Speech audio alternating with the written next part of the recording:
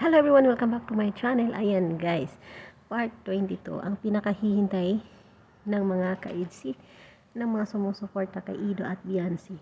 Sa wakas, nag-upload na rin si Kalingap Rab. So ayun guys, last episode kasi sinabi na ni Ido doon kay Biancy na gusto kita.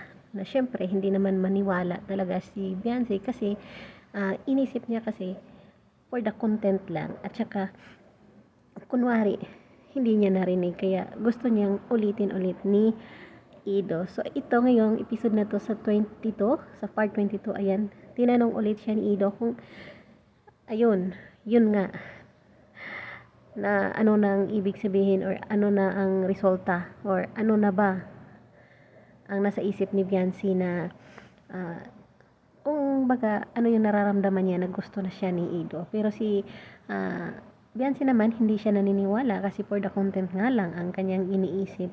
So sabi naman kasi ni Ido na hindi daw yun, for the content lang pala. So si Ido naman is hindi siya nagmamadali sa lahat ng bagay kasi alam naman niyang minor de edad pa si Biancy at saka darating naman daw yung time na yon.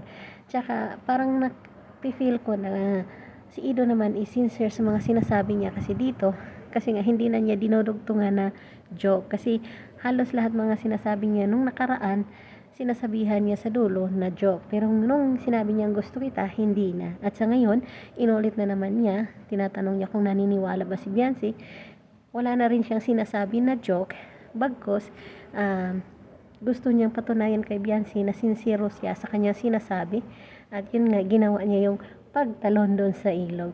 So guys, silipin natin ang kabuuan sa upload ni Kalingap Rab. Ayan, matutuwa kayo nakikiligin. So, ito lamang for today. And please don't forget to subscribe my channel. Also, Kalingap Rab sa lahat ng mga Kalingap. And God bless us all. Bye-bye!